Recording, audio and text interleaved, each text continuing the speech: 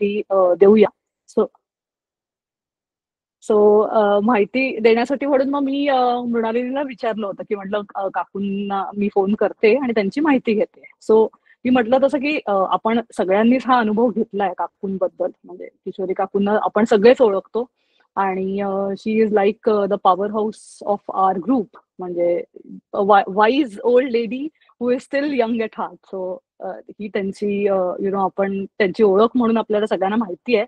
पण त्यांच्याशी बोलून त्यांच्याबद्दल जाणून घेतलं की एक लक्षात आलं की आपण सगळी लोक म्हणजे इतक्या म्हणजे मोठ्या व्यक्तीच्या सानिध्यात वाढतोय. आपण त्यांच्याकडनं बऱ्याच गोष्टी शिकतोय. त्यांना आता म्हणजे जवळजवळ 25 वर्ष होतील असं त्या म्हणाल्या इकडे येऊन. आणि फेब्रुवारीमध्ये झाली म्हणजे. आणि पुढच्या महिन्यामध्ये एप्रिलमध्ये 24 तारखेला त्यांचा वाढदिवस असतो आणि त्या दिवशी त्यांना 82 इयर्स पूर्ण होणार आहे. So she is really the oldest in the group but the most youngest at heart we can say. So त्यांनी PhD केलेली आहे इम्युनॉलॉजीमध्ये. आणि in spite of the fact that she comes from a very deep scientific background, त्यांचा अध्यात्माकडे बघण्याचा दृष्टिकोन हा खूप वेगळा आहे. आणि मला या गोष्टीचंही खूप कौतुक वाटलं त्यांच्याकडनं काल माहिती मिळाली तेव्हा, की त्यांनी एशियन इन्स्टिट्यूट मधनं संस्कृत पण परस्यू केलं. म्हणजे she actually learn it along with her husband. आणि she is actually practising so many things. म्हणजे गीता म्हणू नका, त्यांनी विष्णू सहस्रनाम पण त्या शिकलेल्या आहेत. त्याच्यानंतर निर्वाण षटकम बद्दल आपण ह्याच्या आधीही मागच्या वर्षी त्यांच्याकडनं माहिती समजून घेतली होती. आणि आणि त्यांचा सतत प्रयत्न चालू असतो. सो लास्ट 1 इयर त्यांना गीतेचा त्यांचा प्रवास जो होता तो पुढे नेता आला नाही. या गोष्टीबद्दल त्यांना खंतही वाटत होती. सो आता त्या परत नवीन वर्षांमध्ये सुरू करणार आहेत असं त्या म्हणाल्या काल. आणि मी म्हटलं तसं की त्यांच्याशी बोलत असताना त्यांच्याबद्दल माहिती म्हणजे मी कोण देणार असं मला नंतर वाटायला लागलं, की अरे काकू इतकं इतकं ग्रेट गोष्टी त्यांनी केलेल्या आहेत. आणि she is always so happy, so smiling, so positive. आणि I think that is the biggest learning आपण घ्यायला पाहिजे या नवीन वर्षामध्ये. आपण सगळ्यांनी म्हणजे 31st नसून आजचा आपला ऍक्च्युली नवीन हिंदू वर्ष सुरू होतं. आणि त्या 31stला रेझोल्युशन करण्यापेक्षा मला वाटतं आता आपण खरं रेझोल्युशन करायला पाहिजे. ते म्हणजे त्यांच्याकडनं मिळणारी स्ट्रेंथ, काकूंकडनं पॉझिटिव्हिटी, क्युरिओसिटी. प्रत्येक गोष्टीमध्ये कुणी ग्रुपमध्ये ऍबसेंट असेल तर त्या ऍक्च्युली विचारतात. म्हणजे हे आजच्या काळात कोणी फारसं करत नाही. हा नाही आले ठीक आहे, मग आपल्याला काय करायचंय असं थोडासा कल असतो. पण त्यांचा तसा नसतो. So with this thought in mind, let us start with our first speaker of the New Year, our Hindu New Year. Kishori Kaku, now the mic is towards you. आता तुम्ही बोलू शकता आणि आम्हाला आवडेल ती जाणून घ्यायला निर्वाण शतकम. काकू तुम्ही म्यूट आहात. काकू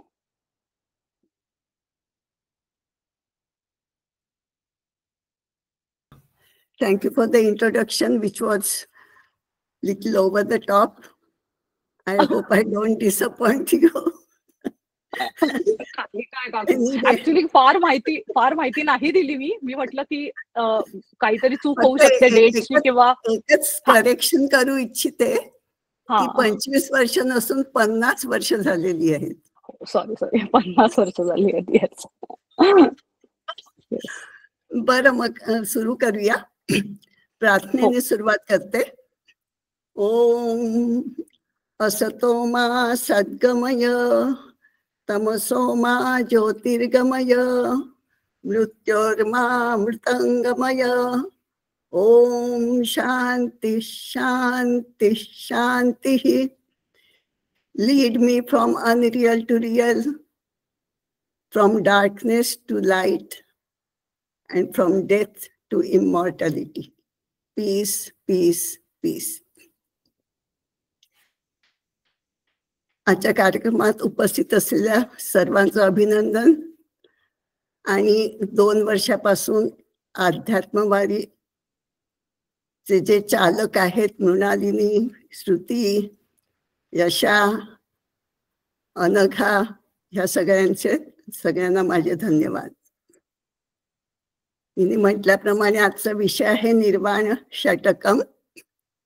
तर अगोदर ह्या 2 शब्दाबद्दलच सांगते, ज्यांना देवनागरी लिपीची सवय आहे ते निर्वाण शब्द बरोबर लिहितील, पण षटकम सगळ्यांना जमेल असं वाटत नाही. कारण बरेचसे जण इंग्लिश मीडियम मध्ये जातात आणि SHATAKAM लिहितात, आणि ते षटकम म्हणजे ते शतकम सुद्धा होऊ शकतं. तो हा निर्वाण षटकम मधला पहिला श आहे तो पोटफोड्या श आहे, शहामृगातला श नाही. आणि ट आहे तो टरबुजातला आहे आणि ताकातला त नाही. त्याच्यामुळे निर्वाण षटकम मध्ये मूर्धन्य श जीभ वरती करून श म्हणायचा तो, आणि षटकम. आणि शतकम झालं तर ते 100 होतात, आणि ह्याच्यामध्ये फक्त 6 श्लोक आहेत, आणि म्हणून ते निर्वाण षटकम. लॅटाईन स्क्रिप्ट मध्ये लिहायचं असेल तर निर्वाण मध्ये पहिला न आहे तो नळातला न आहे, त्यामुळे तो नॉर्मल एन. आणि न जो आहे तो शेवटचा एन आहे, त्याच्या खाली एक टिंब, मग तो न म्हणून ऍक्सेप्ट केला जातो. आणि षटकम मध्ये इकडे CH वगैरे काही येत नाही. पहिल्या एसच्या खाली टिंब लिहिलं की तो मूर्धन्य श झाला, आणखी टच्या खाली टिंब दिला की तो टरबुजातला ट झाला. आणि तसं ते निर्वाण षटकम इंग्लिशमध्ये. आता निर्वाण म्हणजे काय, तर निर्वाण म्हणजे सगळे म्हणतात की मोक्ष, पण खरं म्हणजे निर्वाण हे जास्त वैराग्य, अनासक्ती हे दर्शवतं. डिस्पॅशन ज्याला म्हणतात ते. नॅचरली मोक्षाकडे चाल करायची असेल तर वैराग्य आणि डिस्पॅशनची आणि अनासक्तीची भरपूर गरज आहे. आणि ह्या निर्वाण षटकाचे निर्माता कोण, तर सगळ्यांनाच माहिती आहे, जगद्गुरु आदि शंकराचार्य.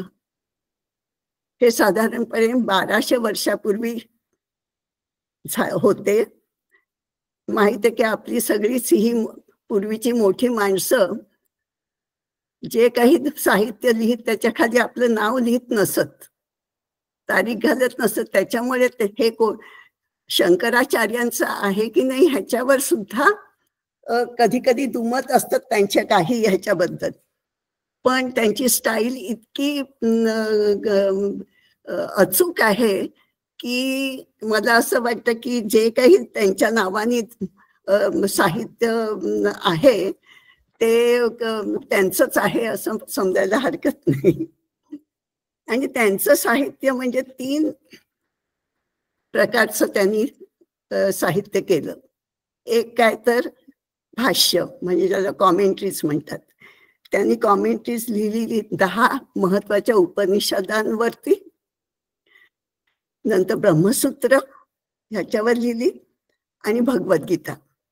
म्हणजे ह्याला प्रस्थानत्रयी असं म्हणतात. 10 उपनिषद लिहिली ती ईशा, केन, कथा, प्रश्न, मुंडक, मांडुक्य, तैत्तरीय, ऐतरेय, छांदोग्य, बृहदारण्यक ही. आणि ह्या 3 ह्यांना प्रस्थानत्रयी म्हणतात. म्हणजे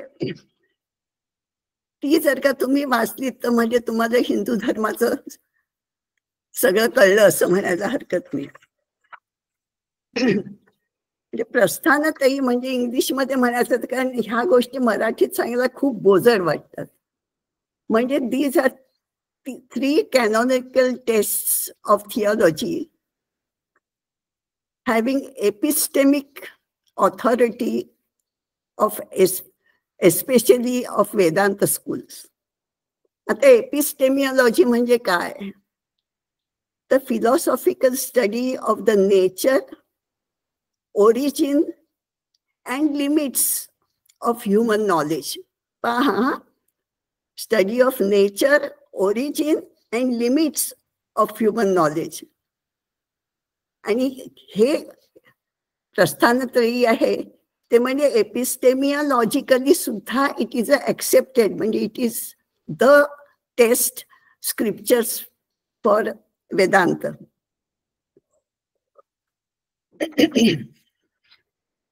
आणि तिसरं भाष्य झाली ही त्या 3 प्रकारची, त्या 3 ह्याच्यात. आणि दुसरं म्हणजे प्रकरण ग्रंथ त्यांनी लिहिले. प्रकरण ग्रंथ हे म्हणजे one can call they monographs, म्हणजे कुठची तरी एक थीम घेऊन त्याच्यावर त्यांनी लिहिलं.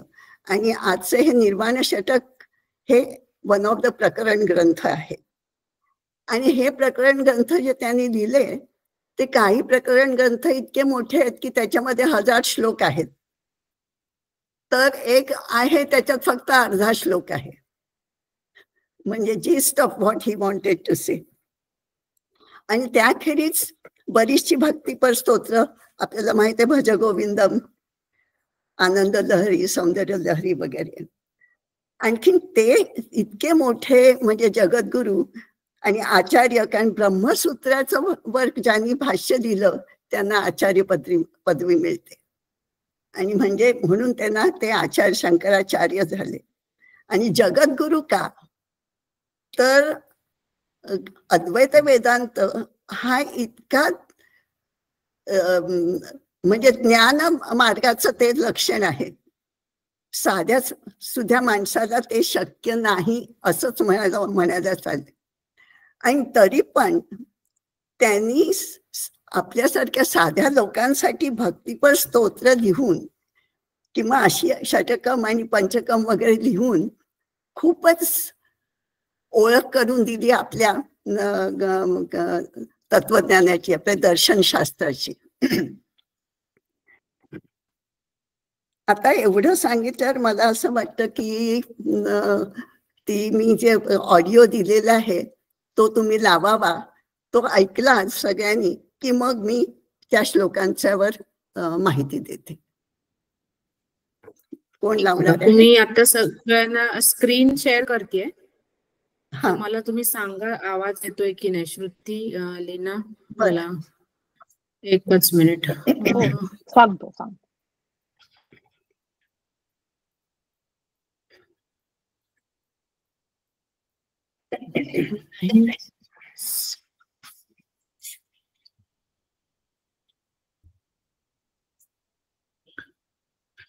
एक मिनिट.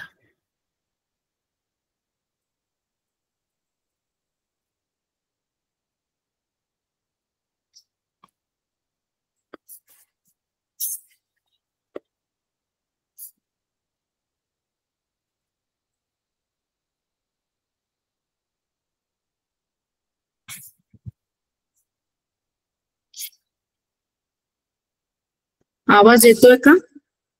अजिबात नाही. नाही, सुरू केलं? नाही अजून नाही. Let me try again. Present नाव. मला असं वाटतं व्हिडिओ सुरूच झाला नव्हता. आता बघा मी केलंय. येतोय. आला.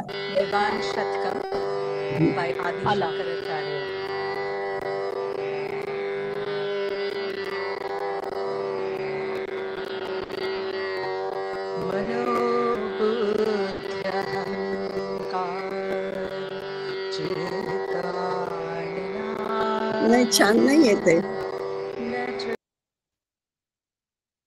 आवाज नीट येत नाहीये. नाही बरं दिसेल. लॅग येतोय.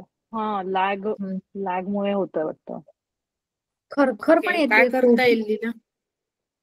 तू व्हिडिओ ऑफ केलास ना तुझा, तर कदाचित बेटर होईल थोडं. ट्राय करते.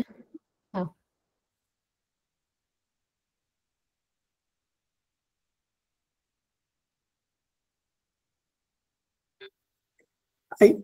तुम्हाला ऐकू येते?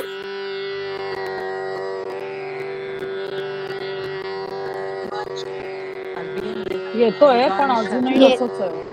हा, येते पण खूप खरखर येते. नाही, मी लावलेलं ऐकू येते का? नाही, नाही. लावलेलं येते. ते होत का नाहीये? आय एम सरप्राइज का नाही होते. ऐकू येत नाहीये नीट. नाही तर मग तू MP3 सारखं फक्त प्ले केलं असतं.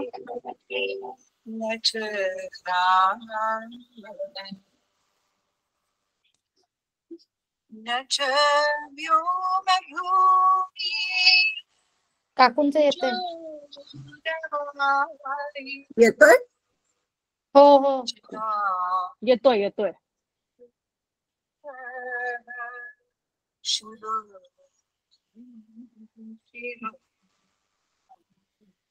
मध्येच जाते.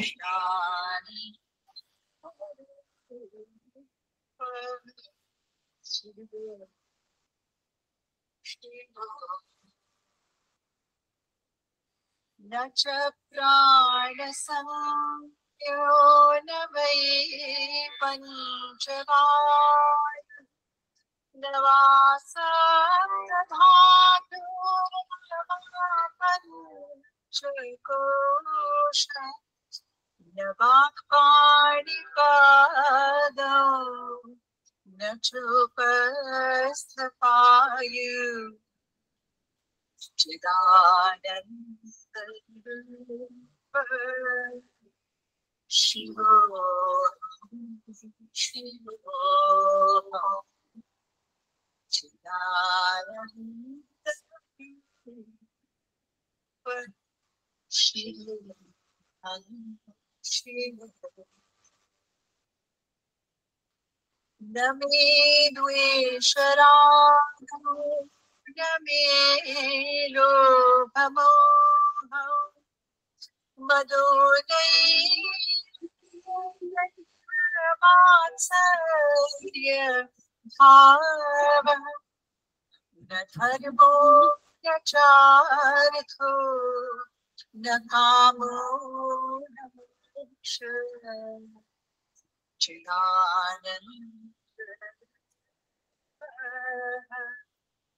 शिवो शिवोऽहं चिदानन्दरूप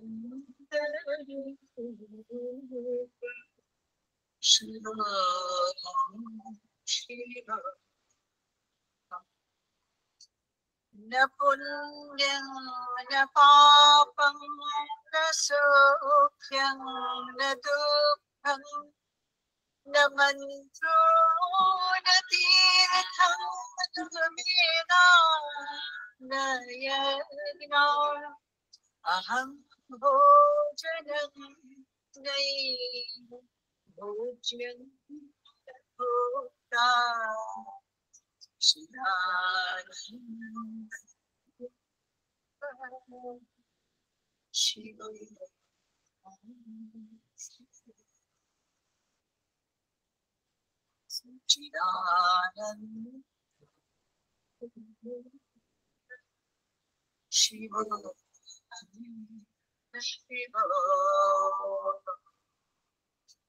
न मे मृत्युशङ्का न मे जातिभेद पिता नैव माता न जन्म न बन्धुर्न मित्रं गुरुर्नैव शिष्यः चिदानन्दरूप शिव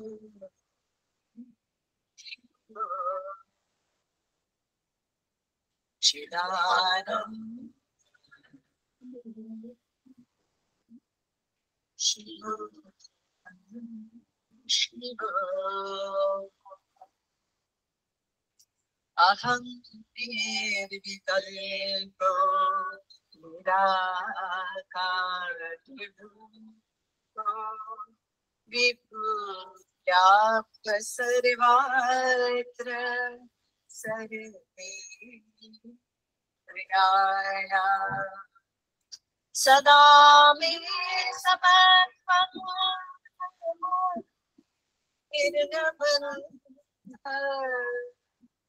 चिदानन्द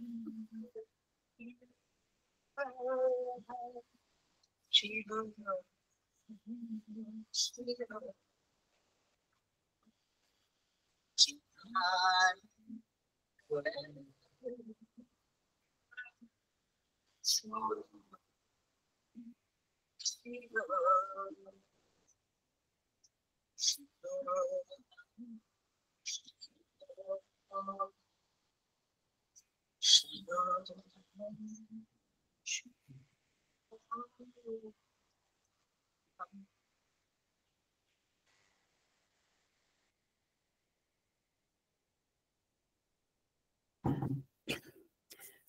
तुम्ही ऐकलं असेल, शब्द म्हणजे अतिशय सुबोध आणि सरळ, कोणालाही समजण्यासारखे, परंतु त्याच्यात अर्थ इतका भरलेला, ओथंबलेला आहे आणि गहन आहे की त्याच्यासाठी म्हणजे हेच निर्वाण षटकम म्हणजे कशासाठी आहे की जीवात्मा आणि परमात्मा हे निराळे नसून एकच आहेत, त्याच्यासाठी हे लिहिलेले आहे त्यांनी. आणि खुद्द शंकराचार्य हे माहीतच आहे की अद्वैत वेदांताचे पुरस्कर्ते आहेत. तेव्हा अद्वैत म्हणजे काय, तर जीवात्मा आणि परमात्मा हे निराळे नाही, ते एकच आहेत. की जीवात्मा ब्रह्म हे एकमात्र परम सत्य आहे आणि ते स्वयंसिद्ध आहे. म्हणजे त्याचा निर्माण करता कोणी नाही, ते पहिल्यापासून तिकडे आहे, त्याचा जन्म नाही, आदी नाही आणि अंत नाही. आणि हे एक परम सत्य म्हणजे सत आहे. तेव्हा आता सत म्हणजे काय, तर सत म्हणजे जे असत नाही ते. आणि असत काय, तर असत म्हणजे दर्शनशास्त्रामध्ये म्हणजे इंडियन फिलॉसॉफीमध्ये जे निर्माण झाल्यावर सतत बदलतं म्हणजे परिवर्तनशील असतं आणि कालांतराने नाश पावतं, म्हणजे ज्याला एक्सपायरी डेट असते. मग ते पर्वत नद्या असू देत, माणसं असू देत, ॲनिमल असू देत, कपडे असू देत, झाडं असू देत, किंवा आपल्या स्वतःतले मनाचे विचार किंवा भावना असू देत, कारण ते सतत निर्माण होत असतात, आणखीन विलय होत असतात. म्हणून हे असत. म्हणजे फिलॉसॉफी कठीण का आहे, तर सत हे काय आहे म्हणून सांगायच्या वेळी असत हे काय आहे आणि ते नाही ते सत. कारण this is a big trap in understanding. म्हणजे स्वतःचा आत्मस्वरूप काय आहे ते साधारण माणसांना आपल्या माहीत नसतं आणि म्हणून हा सगळा गोंधळ होतो. आपल्याला असं वाटतं की मी किशोरी खिरवटकर म्हणजे हे शरीर, माझं हे घर, माझं हे सगळी हे, तसं नसतं. माझं खरं स्वरूप म्हणजे माझा आत्मा, माझा जीवात्मा. आणि हे जे असत नाही ते सत.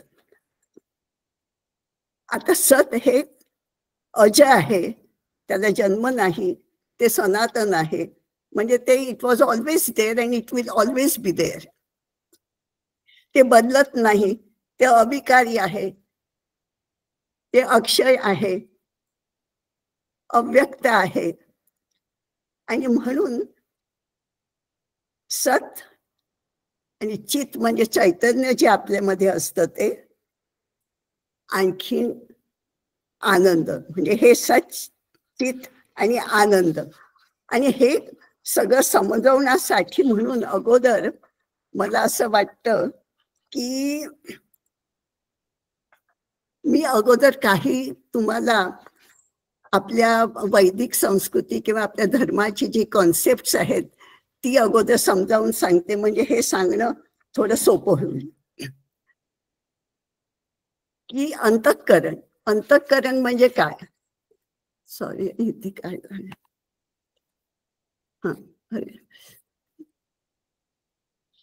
अंतःकरण म्हणजे काय, तर वेदांतामध्ये अंतःकरणाचे 4 पैलू सांगितलेले आहेत: मन, बुद्धी, चित्त आणि अहंकार.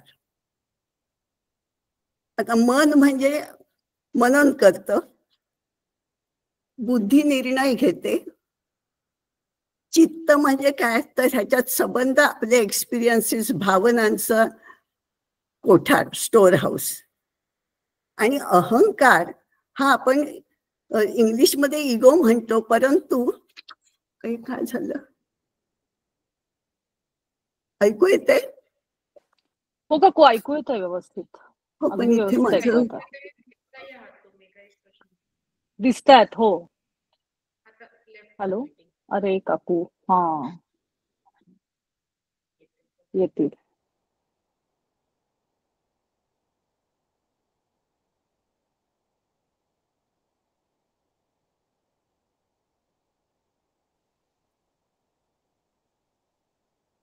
आता म्यूट वर आहात तुम्ही. काकू हा म्यूट वर आहात काकू.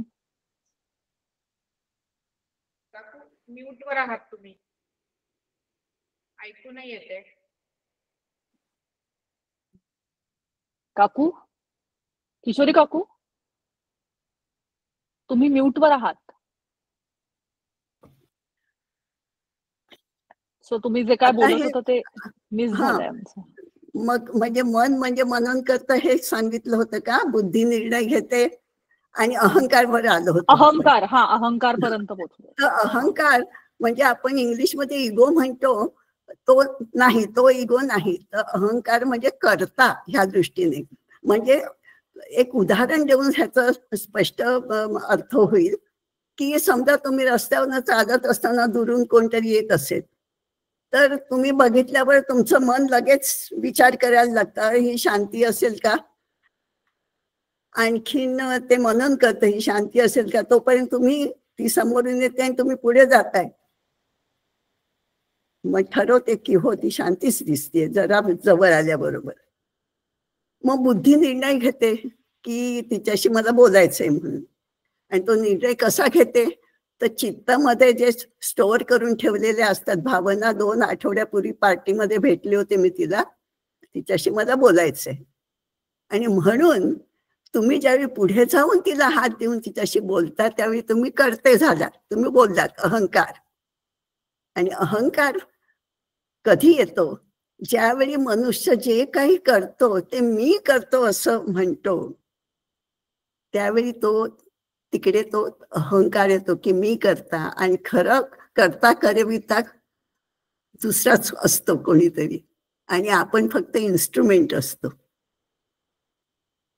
हे एक. नंतर पहिल्या कर्मात तुम्ही बघितलं की ज्ञानेंद्रिय असतात, कान, जीभ, नाक, डोळे आणि त्वचा. म्हणजे शब्द, रस, गंध, रूप आणि स्पर्श ह्याच्यासाठी. नंतर पंचमहाभूत पृथ्वी, आप, तेज, वायू आणि आकाश. तसेच पंचप्राण. नैवेद्य दाखवताना तुम्ही ऐकलं असेल प्राण, अपान, व्यान, समान आणि उदान. आता त्यांना त्यांची सुद्धा फंक्शन्स आहेत. काय तर प्राण हे श्वसन किंवा चेतनेशी निगडित आहे. अपान उत्सर्जन, अपान वायू जो आहे तो उत्सर्जनाला मदत करतो. नंतर व्यान असतो ते आपल्या शरीरातलं अभिसरण म्हणजे रक्ताभिसरण किंवा लिम्फचं वगैरे अभिसरण जे सर्क्युलेशन होतं त्याचं. समान वायू आहे तो पचन आणि अवशोषण म्हणजे कॅटाबॉलिझम, डायजेशन अँड अब्सॉर्प्शन. आणि उदान वायू जो आहे तो मृत्यूसमयी आत्म्याचं शरीराच्या बाहेर संक्रमण करण्याचं काम करतो. हे पंचप्राण. तसंच आपलं शरीर आहे ते निरनिराळ्या टिश्यूनी बनलेलं आहे, तर त्यांना ते 7 धातू आपण मानतो. रक्त, रस, मांस, मेद, अस्थि, मज्जा आणि शुक्र. रक्त माहिती आहे आपल्या सगळ्यांना. रस म्हणजे लिम्फ आणि दुसरे जे काय फ्लुइड्स शरीरात असतात ते. मांस माहिती आहे. मेद म्हणजे फॅट. अस्थि म्हणजे बोन्स. मज्जा म्हणजे नर्वस टिश्यू. आणि शुक्र म्हणजे स्पर्म और एग. त्याचप्रमाणे दुसरी संकल्पना अशी आहे पंचकोशाची. म्हणजे आपला सगळा जो देह आहे तो एक तर म्हणजे अन्नमय आहे. आपण जेवतो ते दिसतं आपल्या शरीरावर. जे साधू हिमालयात बसतात आणि तप करतात, they can live without food. त्यांनी ते तेवढा ह्याच्यावर ताबा मिळवलेला असतो. तेव्हा तो अन्नमय झाला, नंतर प्राणमय. प्राणमय म्हणजे आपल्याला प्राणवायूची गरज असते, तो प्राण असतो तो, म्हणून तो प्राणमय कोश. मग मनोमय कोश म्हणजे त्याच्यामध्ये तुमचे विचार, भावना हे सगळे आले. नंतर विज्ञानमय कोशमध्ये विजडम आणि इंटलेक्ट येतं, विज्ञानमय. आणि अगदी आतला कोश आहे तो आनंदमय. तो आनंदमय कोश आहे, तर तिकडे दॅट इज द आत्म्याचं प्रतिबिंब असतं, अशी कल्पना आहे. त्याचप्रमाणे 5 कर्मेंद्रिय आपली, हात, पाय, आपली वाणी, जननेंद्रिय आणि उत्सर्जनेंद्रिय, उत्सर्जनाची इंद्रिय. ह्याखेरीज षड्रिपू ही एक संकल्पना आहे. काम, क्रोध, लोभ, मद, मत्सर आणि मोह. आणि ते कसं फंक्शन होतं तर पहा, साधी गोष्ट, कोणाला तरी कुठेतरी काहीतरी छान काहीतरी बघितलं, समजा एक 2 मीटर डायमीटरचा टीव्ही पाहिला, तो मला हवा आहे, परंतु ते घ्यायला जमत नाही, पण शेजाऱ्यांकडे आहे, त्याच्यामुळे मत्सर निर्माण झाला. पहिली इच्छा, काम झाली म्हणजे इच्छा आली, त्यांच्या माझ्याकडे नाही त्यांच्याकडे आहे म्हणून मत्सर झाला. मग तो कसा मिळवायचा म्हणजे क्रोध येतो, मग माझ्याकडे का नाही, त्यांच्याकडे माझ्याकडे काही नाही म्हणून क्रोध आला. आणि हा जो लोभ झालेला आहे की मलाही तसला टीव्ही पाहिजे, म्हणून मनुष्य निरनिराळ्या प्रकारचा विचार करतो आणि मोहात पडतो आणि दुष्कृत्य सुद्धा करून बसतो. त्याच जर एखाद्याला शक्य असेल आणि तो जाऊन घेऊन आला लगेच, मला पाहिजे तो मोठा टीव्ही मी घेऊन आलो, की मग मत चढतो, त्याचा अभिमान, मिथ्याभिमान जो म्हणतो ते मत. मद म्हणजे मिथ्याभिमान. आणि हा मिथ्याभिमान असतो तो निरनिराळा, असं प्रतिष्ठेचा असू शकेल, आपल्या सौंदर्याचा असू शकेल, आपल्या शिक्षणाचा असू शकेल, बऱ्याच प्रकारचा मिथ्याभिमान किंवा मद असू शकेल. तर हे झाले षड्रिपू. आणि हे खरे, ह्यांना षड्रिपू का म्हणायचे? रिपू म्हणजे शत्रू. षड्रिपू का म्हणायचे? कारण हे जर का तुमच्या काबूमध्ये नसले तर तुम्ही स्पिरिच्युअल हे प्रोग्रेस करू शकणार नाही. म्हणून ते अगोदर काबूमध्ये घेतले पाहिजे. आणखीन 4 वर्ण आणि 4 पुरुषार्थ माहिती आहे. हे सगळे म्हणजे खरं आपल्या सगळ्या संस्कृतीचे आधारस्तंभ आहेत. 4 वर्ण, ब्राह्मण, क्षत्रिय, वैश्य आणि शूद्र. आता शूद्र म्हणजे शूद्र असं नाही, पण शूद्र म्हणजे कसं, पीपल हू गिव्ह सर्व्हिस. आणि 4 पुरुषार्थ म्हणजे धर्म, अर्थ, काम आणि मोक्ष. हे 4 पुरुषार्थ म्हणजे आता गोल्स ऑफ ह्युमन लाईफ. आणि ह्याच्यापेक्षा आणखीन कन्सेप्ट आहेत, म्हणजे द्वंद्वातीत अवस्था. द्वंद्व म्हणजे काय, तर परस्पर विरोधी ज्या भावना किंवा परिस्थिती, म्हणजे फॉर एक्झाम्पल पाप आणि पुण्य, सुख आणि दुःख, मान अपमान, निंदा स्तुती, हे. आणि ह्या म्हणजे मान मिळाला की खूप आनंद, अपमान झाला की मग लगेच डिप्रेस्ड, किंवा दुःख झालं की तुम्ही रडायला लागाल, आणखी सुख मिळालं की लगेच हा हा करायला लागाल. तर हे जे लोक स्पिरिच्युअल ज्यांची प्रोग्रेस झालेला असतो ते द्वंद्वातीत असतात, म्हणजे ते त्याच्या पलीकडे गेलेले असतात. त्यांना ते विचलित होत नाही ह्या निराळ्या परिस्थितीमध्ये. हे कन्सेप्ट झालं. आणि त्याला म्हणजे ते स्थितप्रज्ञ म्हणतात. दुसरा शब्द म्हणजे अशा लोकांना स्थितप्रज्ञ आहे किंवा जितेंद्रिय. नंतर एक कल्पना अशी आहे की षड्विकार, म्हणजे मनुष्य जन्माला आल्यापासून तो मरेपर्यंत तो जो बदल होत जातो, म्हणजे अस्थि म्हणजे कदाचित त्याची गर्भधारणा झाली तेव्हा त्याची सुरुवात झाली, मग जायते म्हणजे तो जन्माला आला, मग वर्धते वाढला, मग विपरिमते म्हणजे त्याच्यात परिवर्तन होत गेलं, मग अपक्षीयते म्हणजे डिके व्हायला सुरुवात होते आमच्यासारखी आता 82 झाल्यावर, आणि मग विनश्यते. तर ह्या ही जी जे बदल होत जातात म्हणजे स्थितीत परिवर्तन होत जातं त्याला हे षड्विकार म्हणतात. आणि आत्मा किंवा ब्रह्मन जे आहे त्याला कसलाही विकार होत नाही, षड्विकार होत नाही, त्याच्यात कसलाही फरक पडत नाही. आणि म्हणून दुसऱ्या अध्यायात सुद्धा श्रीकृष्णाने अर्जुनाला सांगितलेलं, आपण अनेक वेळा इथे आलेलो आहोत आणि अनेक वेळा गेलेलो आहेत, पण आपला आत्मा कधीही नष्ट होत नाही. नैनन छिंदन्ति शस्त्राणि, हे सगळं माहिती आहे सगळ्यांना. आणि हे सगळं आपल्या अस्तित्वाचे पंचकोश, पंचतत्व, मन, बुद्धी, अहंकार हे आपल्या मानसिक आणि शारीरिक हे आपल्याला माहीत नसतं म्हणून दुःखाचं कारण होतं. ज्यावेळी तुम्ही ह्याच्यापासून दूर होतात की तुम्हाला असं माहिती आहे की हे सगळं म्हणजे क्षणिक आहे, हे असंच राहणार नाहीये, ते ह्याच्यातही फरक होणार.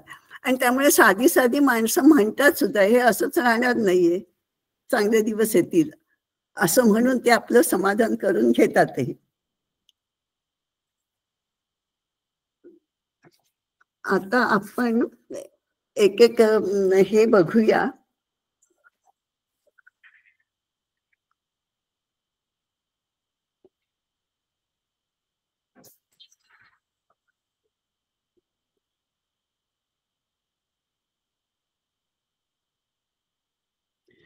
तिचं तर पहिल्या ह्याच्यात त्यांनी म्हटलं की मनोबुद्धी अहंकार चित्तानी नाहम, म्हणजे म्हटलेलं की मन, बुद्धी, अहंकार किंवा चित्त म्हणजे मी नाही, किंवा माझी ज्ञानेंद्रिय सुद्धा नाही, कारण यात सतत चलबिचल होत असते.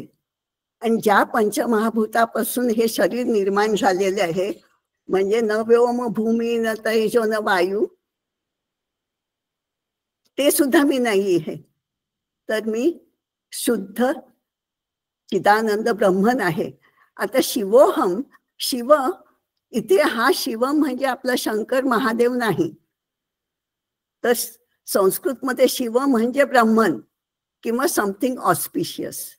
हा, आणि म्हणून प्रत्येक वेळी इथे म्हटलेलं आहे की मन, बुद्धी, अहंकार, चित्त म्हणजे अंतःकरणाचं हे जे आहे ते मी नाही, कारण ते सतत बदलत असतं. त्याचप्रमाणे श्रोत्र माझे कान, जिव्हा, घ्राण, नाक आणि डोळे म्हणजे सुद्धा मी नाही, कारण त्यांनी जे सगळं बघत असतो आपण ते सुद्धा सतत बदलत असतं. मनात विचार निर्णय येत असतात. आणि ज्या पंचमहाभूतांनी हे माझं शरीर झालेले आहे ते सुद्धा मी नाही. तर मी फक्त काय आहे, फक्त सच्चिदानंद आहे, ब्रह्मन आहे. तर दुसऱ्या श्लोकात त्यांनी तसंच म्हटलंय की मी पंचप्राणापैकी कोणताही प्राण नाही, की पंचकोशापैकी कोणताही कोश नाही, सप्तधातूपैकी कोणता धातू नाही, म्हणजे मी ना कर्मेंद्रिय, ना जननेंद्रिय किंवा उत्सर्जन इंद्रियापैकी मी नाही. तर मी फक्त चिदानंद शुद्ध शिवस्वरूप आत्मा, तोच मी. न मे द्वेष रागव, न मे लोभ मोह, म्हणजे मला कोणाचा हेट्रेड नाही, मला प्रिय कोणी नाही आणि मला कोणाचा द्वेषही नाहीये. मला कशाचा लोभ नाहीये, की मला कशाची हाव नाहीये, की मोह नाहीये. मदो नैव मे नैव मात्सर्य भाव, मला कसला मिथ्या अभिमान नाही ना मला कुणाचा मत्सर. माझ्यासाठी काही कर्तव्य उरलेलं नाहीये. धर्म, अर्थ, काम आणि मोक्ष हे 4 पुरुषार्थ आहेत, पण माझ्यासाठी त्याचा काहीच फरक पडणार नाहीये आणि माझा मोक्षाची मला गरज नाही, कारण आत्मा हा नेहमीच फ्री आहे, त्याला मोक्षाची गरज नाही. म्हणून अद्वैतवादी काय म्हणतात की तुम्हाला ते उमजलं पाहिजे, तुम्हाला ते कळलं पाहिजे की तुमचा आत्मा सदा फ्री आहे. तुमचं जे बॉडी माइंड हे जे रूटेड असते ती कल्पना की मी म्हणजे माझं बॉडी अँड माइंड, तिथे सगळी गडबड होते. त्यामुळे तुम्ही तुमचं आत्मस्वरूप, you forget your identity as your on आत्मा.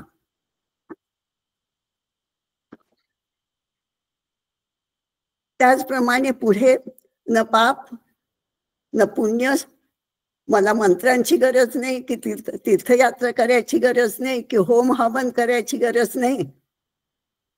आता अहम भोजनम नैव भोज्यम न भोगता हे कन्सेप्ट सांगायला पाहिजे.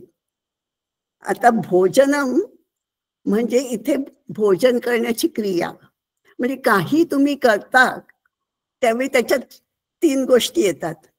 ती करण्याची क्रिया, जे करता ते, आणखीन that object with which you do. आता इकडे भोजन म्हणजे भोजन करण्याची क्रिया, भोज्यम म्हणजे ऍक्च्युली जे खाण्याचं असं उपभोग भोगायचं आहे ते भोज्य, आणि भोगता म्हणजे जो खाणार असतो किंवा भोगतो उपभोग घेतो तो. म्हणजे ह्या तिघापैकी मी नाही, पण मी फक्त काय, खरं माझं स्वरूप म्हणजे माझा आतला सच्चिदानंद आत्मा. आणि त्यामुळे नमे मृत्यू शंका, त्याच्यामुळे मला मृत्यूची भीती नाही, की मला जातीभेद नाही. ह्या संदर्भामध्ये एक गोष्ट सांगायची म्हणजे, तुम्हाला कदाचित माहित असेल की शंकराचार्य ज्यावेळी बनारसमध्ये सकाळी संध्यास्नान करून काशी विश्वेश्वराला जायला निघाले, त्यावेळी बनारसला त्या लहान लहान गल्ल्यामधनं जात असताना समोरून एक चांडाळ म्हणजे स्वीपर वगैरे कोणतरी असा आला. तर त्यांच्यातला तो नंबूद्री ब्राह्मण जागा झाला केरळमधला.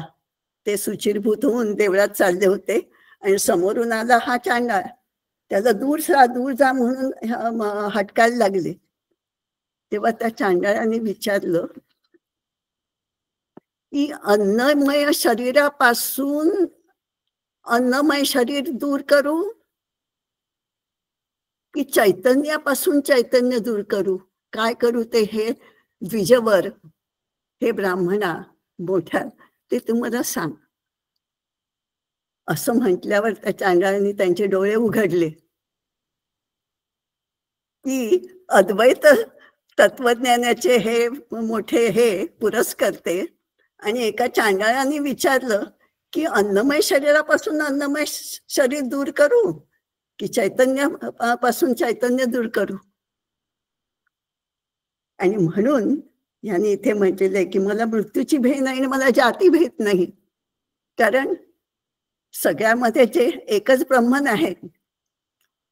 एकच ब्रह्मन आहे म्हणजे पहा, आता ते समजवायचं म्हणजे हे कन्सेप्ट की तुमच्याकडे समजा एक सोन्याची वाटी आहे, एक चांदीची वाटी आहे आणि एक मातीचं आहे भांड. त्याच्यात जी स्पेस आहे ती एकच आहे. ते भांड्यात मातीची वाटी असू देत किंवा चांदीची असू देत किंवा सोन्याची असू देत. त्याचप्रमाणे गंगेचं पाणी, तुम्ही गंगा वाहत असताना त्याच्यामध्ये ज्यावेळी सूर्याचं प्रतिबिंब पडतं ते जितकं चांगलं असतं शुद्ध, तेवढंच ते एखाद्या डिच मधल्या पाण्यामध्ये सूर्याचं प्रतिबिंब, सूर्यामध्ये काही फरक पडत नाही. आणि तसंच हे ब्रह्मन जे आहे ते सर्व व्यापक आहे. म्हणजे तुम्ही असा इमॅजिन करू शकता की ब्रह्मन म्हणजे एक प्रकारची दोरी आहे आणि त्याच्यामध्ये सगळं हे आपलं दृश्य जगत म्हणजे मण्यासारखं ओवलेलं आहे. म्हणजे ब्रह्मन इज सगळ्यामध्ये व्यापक आहे आणि सगळीकडे आहे. आणि त्याच्यामुळे जातीभेद किंवा हा मोठा हा छोटा हे मानू नये आणि ते मानत नाही. आणखीन त्यामुळे ते म्हणतात की मला आत्म्याला जन्म नाही आणि अंत नाही, मग पिता आणि माता कुठनं आले? बंधू आणि मित्राचा प्रश्नच येत नाही. तर मी चिदानंद रूप स्वरूप आहे असा मी हा निर्विकल्प म्हणजे सांगितलं आणि निराकार का तर सर्वत्र विभुत्व आहे. ब्रह्मन सगळीकडे पसरलेले आहे सर्वेंद्रियाणामध्ये. आणि हे सगळं झालं की समत्व येतं, कारण सगळ्यामध्ये सारखं ब्रह्मन आहे. त्यामुळे समत्व भगवद्गीतेमध्ये किती वेळा आपण वाचतो की समबुद्धी हे सगळ्यात महत्वाचं. समबुद्धी म्हणजे तुमचे एनलायटन मनुष्य जर का असेल तर त्याला काही फरक पडत नाहीये की हा प्राईम मिनिस्टर आहे की हा झाडू स्वीपर आहे.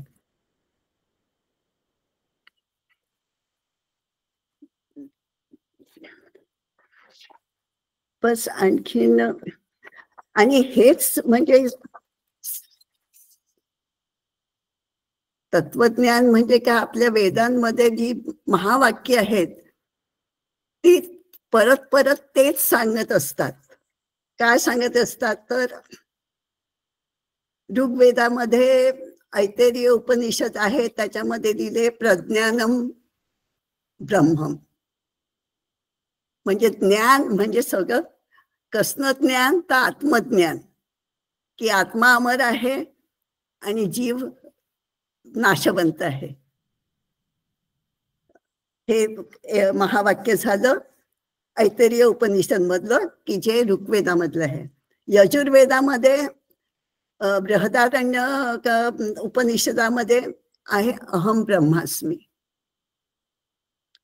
सामवेदामध्ये छांदोग्य उपनिषद तत्वमसी, पण तेच तू आहेत. आणि अथर्व वेदामध्ये मांडुक्य उपनिषदामध्ये अयम आत्मा ब्रह्म, हा आत्मा हेच ब्रह्म आहे. तर ह्याच्यावरनं एकच कळून येतं की हे खूप गहन आहे. आणखीन आपल्यासारख्या सामान्य लोकांना जे 4 मार्ग आहेत साधनेचे, ज्ञानमार्ग, कर्ममार्ग, भक्तिमार्ग आणि योग, त्याच्यापैकी खरं म्हणजे ज्ञानमार्ग सोडला तर बाकीचे सगळे कर्म आणखीन भक्तिमार्ग यांनी चित्तशुद्धी होते. म्हणजे लोकसंग्रहासाठी तुम्ही काम केलं, त्याला सोशल वेलफेअर म्हणतात, की आपोआप चित्तशुद्धी होते. आणि चित्तशुद्धी व्हायला लागली की आपोआप ते ज्ञान यायला लागतं आणि शेवटी तुम्हाला ते ज्ञान मिळतं. आणखी ज्ञानमार्गी असतात ते फक्त चिंतन करतात, वैराग्य घेतात. पण सर्वसाधारण माणसाला वैराग्य शक्य नसतं. ते स्वतःच्या कुटुंबामध्ये राहून आपल्या कुटुंबियांची काळजी घेऊन मग आपली जबाबदारी आपल्या पुढच्या पिढीच्या हातात देऊन मग स्पिरिच्युअल हे करायला सुरुवात करतात. आणखीन तरुणपणी भक्ती किंवा राम नाम जप वगैरे करून. महत्वाचं काय आहे की तुम्ही तुमची चित्तशुद्धी करायला पाहिजे. चित्तशुद्धी झाली की तुम्ही ऑटोमॅटिकली स्पिरिच्युअल वाटचालीला लागलेला आहात असं समजा. आणि मग ह्या जन्मात जरी नसलं तरी हे अनेक जन्माने 6व्या अध्यायात सुद्धा म्हटलेलं आहे की हजारो माणसं सिद्धी करायला जातात, त्यापैकी एखाद्याला सिद्धी मिळते.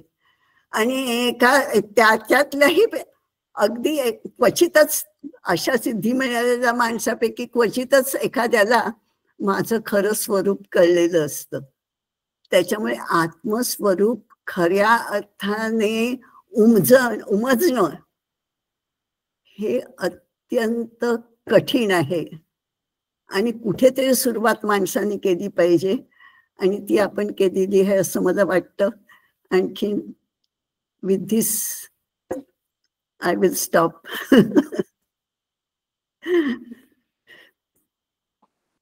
सुंदर काकू, सुंदर. धन्यवाद, धन्यवाद.